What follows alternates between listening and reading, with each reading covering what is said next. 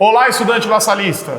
Eu sou o professor José Alex de Física. Eu sou o professor Antenor de Química. E estamos em mais um episódio da série Laçalistas no Enem. E hoje estamos aqui para poder passar um panorama geral, dicas e informações que vão ser muito úteis para você na sua prova de Ciências da Natureza.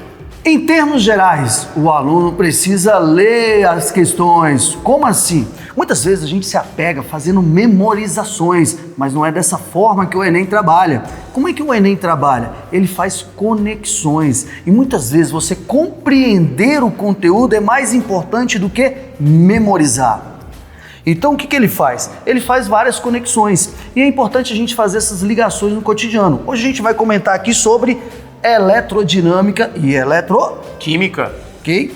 Como que isso aplica necessariamente? Primeiro, uma garantia que você vai ter todas as provas do Enem caiu eletrodinâmica, também caiu eletroquímica, né? É uma incidência muito alta nas provas do Enem a eletroquímica, que engloba desde a parte quando a gente começa lá no princípio na base com o número de oxidação e termina lá nos processos não espontâneos de eletrólise.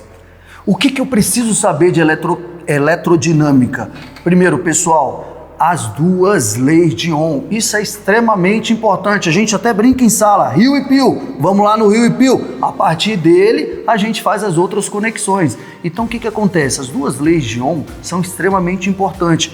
Outra coisa, saber ligação em série e paralelo. Preciso saber dessas ligações. Daí, relacionar elas tanto no meu contexto, porque sempre cai alguma coisa relacionada a eletrodomésticos, uma casa, uma residência, alguma coisa até mesmo por segurança, né? Então, assim, as duas leis e associações em série e paralela e a mista, né? Fala aí, Enem. Fala. Desculpa. Fala aí, Antenor. É porque a gente está no Enem, mas fala aí, Antenor. Porque é para falar do Enem. Já a eletroquímica, é muito importante você saber diferenciar os processos e principalmente as aplicações que ele tem no cotidiano. A prova do Enem é uma prova que envolve competências e habilidades muito específicas e muitos dos itens, como até pegando como referência a questão de eletroquímica do ano passado, vai te mostrar uma aplicação disso que você tem em algum determinado fenômeno, em algum determinado processo. Na eletroquímica, é muito importante diferenciar o que é espontâneo do que é não espontâneo. Os processos espontâneos envolvem principalmente as pilhas e baterias. Os processos não espontâneos estão associados às eletrólises, que pode ser ígnea ou aquosa. E também existe um aspecto quantitativo, que são as leis de Faraday. Que aí já vai entrar naquela parte, né, José Alex, que como o segundo dia de prova envolve matemática, vem com um cálculo. E normalmente esse cálculo químico, você tem que ter uma habilidade de desenvolvê-lo, uma vez que essa prova não tem o quê? Calculadora. Não tem. Então é muito importante, porque aqui nós estamos falando de duas ciências que têm um aspecto matemático muito forte, né? Exatamente. E aí o Antenor falou uma coisa muito importante. Essas continhas, às vezes a gente tem dificuldade e começa a fazer lá da parte menor para a maior. Cuidado, lembra as técnicas que ensinamos em sala de aula. Faça do maior para o menor. Às vezes você nem precisa terminar a continha e você já chega no resultado, né? Lembrando, não é a memorização, mas é como você sabe fazer essas interligações, esse contexto, essas conexões. É muito importante você entender o conteúdo e fazer as conexões com o dia a dia. É isso que as questões vão trazer para vocês. Uma coisa importante que eu sempre falo nas leituras, vou pegar um pouquinho aqui de dinâmica, tomar cuidado, por exemplo, ele não vai falar para você do equilíbrio ou da primeira lei de Newton ou especificamente terceira ou segunda. O que ele fala? Por exemplo, quando ele fala para você velocidade constante, automaticamente tem que vir na sua mente, peraí, velocidade constante MRU significa o quê? Eu tenho um equilíbrio. Tá? Eu tenho força resultante igual a zero. Em nenhum momento ele falou isso para você. Ou seja, eu estou trabalhando inércia aí. Então é muito importante você aprender a fazer essas ligações, essas interligações e essas conexões com o dia a dia e o conteúdo. Lembrando, não é memorização, mas é essa leitura e interpretação, ok? E essas conexões também podem aparecer como questões interdisciplinares. E aí, aproveitando o gancho da matéria de biologia, que também compõe ciências da natureza, é muito importante muitas vezes você associar os ciclos biogeoquímicos às estruturas químicas. Por exemplo, pegar o ciclo do nitrogênio, que envolve diversas substâncias como amônia, como nitrato, como nitrito. E aí, em cima disso, associar justamente ao quê? Como que isso se aplica no nosso cotidiano? Porque uma questão interdisciplinar, muitas das vezes, você com o conteúdo de uma e entendendo a relação com a outra, você consegue fazer um paralelo excepcional. E aí a questão sai até com uma resolução mais fácil, que é outro aspecto importantíssimo em ciências da natureza. Você ganhar tempo. Porque nós estamos falando de 45 questões que envolvem uma complexidade muito grande, que envolve um conteudismo muito alto. E que hoje, olhando para os aspectos dos microdados, que são dados reais divulgados pelo Ministério da Educação, é a área que tem mais incidência de notas em que a TRI pega. E quando a TRI pega, a gente precisa entender que precisamos entender o fácil. O fácil não pode ser errado. Exato. O básico de cada disciplina tem que ser feito de maneira correta. Conclusão, você tem que gabaritar essa questão. Em química, por exemplo, sempre quando a gente fala de reconhecimento de funções orgânicas, é um item de habilidade fácil. Por quê? Olhou para a estrutura, olhou a presença de um átomo específico, como oxigênio e nitrogênio, olhou para a estrutura, gabaritou a questão, segue a vida. Não é um item de enrolação. Não. Física também tem alguma coisa que é mais direta, assim? Com certeza. Olhou, e agora gabaritou. não é nem só física.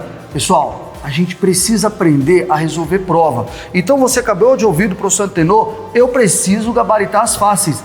Então por que se apegar logo nas difíceis? Primeiro passo, tenho que ler a prova. Eu tenho que conhecer toda a prova. E a partir desse momento, ao ler as questões, viu que é fácil? Ok, responde, finaliza. Viu que tem uma certa dificuldade? Opa, peraí. É difícil, mas eu dou conta. Vai levar um tempo, não vai levar um tempo? Espera um pouco. Você tem tempo para resolver essas questões. Agora, se você demorar muito tempo numa questão difícil e não conseguir, aquilo ali vai quebrar todo o seu raciocínio. Então, faça logo toda a prova. Fazer não, desculpa, ler. Leia a prova e vai fazendo as mais fáceis. Comece pelas mais fáceis e não erre as fáceis. E depois você marca as médias e as difíceis. E depois você vai fazendo as médias. Sobrou tempo? Tem tempo? Legal, vai para as difíceis. Ok? Estratégia de prova é muito fundamental, porque não vai bastar somente o entendimento do conteúdo. Você tem que fazer uma dosagem do teu tempo na realização do exame. O segundo dia de provas do Enem é um dia cansativo. É um dia que, além de ciências da natureza, tem matemática. Então você vai ter ali um conjunto de 90 questões que vão te exigir bastante. Então é muito importante a gente falar aqui, e pode parecer repetitivo, mas você está bem alimentado, uma boa noite de sono. Boa noite de no sono. dia da prova, levar alimentos que te tragam uma energia, assim, para que te dê um ânimo. Não fique preocupado. Se você precisar levantar e ir ao banheiro, vá. É bom para oxigenar o corpo. Você precisa também trabalhar essas estratégias, porque ficar 4 horas, 5 horas sentados na cadeira resolvendo uma prova, normalmente traz para a gente um cansaço físico, porque nós somos seres humanos. Isso. E por nós sermos seres humanos, a gente precisa entender também aonde estão as nossas limitações. Mas acima de tudo, lembre-se, você está bem preparado, você estudou, você teve bons professores ao teu lado, você teve muitas associações, listas, aulões, né? Você estudou, você está bem. E aqui, nós acreditamos no teu potencial, nós acreditamos que você vai conseguir um bom resultado. Confie em você. Tudo que o Antenor falou, vocês fizeram no decorrer do ano, pessoal. Agora é acreditar, ter paciência, ter tranquilidade. Lembrando, não deixe nada para o dia. Marque tudo com antecedência, ou seja, peraí, eu quero organizar o meu lanche. Lembrando que o lanche tem uma obrigação, tem que estar em saquinho transparente. Então, tomem cuidado com essas coisas. Garrafinha também. Caneta transparente. Então, se prepare antes. Não prepara nada no horário, nada em cima da hora. Se organize com antecedência. Durma bem, isso é essencial, ok? E aí, até a prova, comece a refazer algumas provas também. Isso é importante. Agora, na véspera da prova, não. Esse é o momento de descansar. Ok, pessoal? Acredito muito em vocês. Tenho certeza que vocês vão muito bem nessa prova. Tudo bem? Sucesso nas questões, sucesso na prova. E vejo vocês depois do Enem, hein? Valeu! Obrigado para todos vocês, obrigado pela atenção. E lembre-se, você está preparado. É repetitivo, mas você está preparado. Você vai conseguir fazer uma boa prova e, consequentemente, obter aquele resultado que você espera. E deixar aqui seus professores muito felizes quando a gente souber da sua aprovação. Fiquem com Deus, grande abraço e até o próximo, né? E até o próximo episódio do Laçalistas do Enem. Um abraço!